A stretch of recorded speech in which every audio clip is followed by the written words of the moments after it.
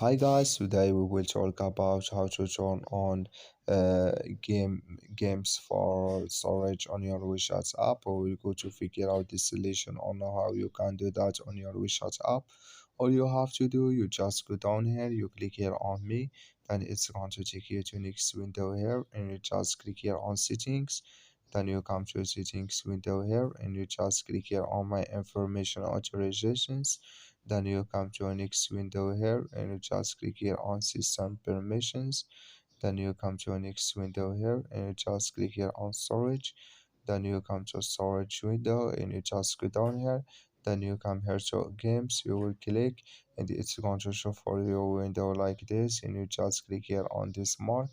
And like you see, this color show for us, that's main games, it's on for storage now. So that's all. Thank you for your watching. Don't forget to support us by like and subscribe.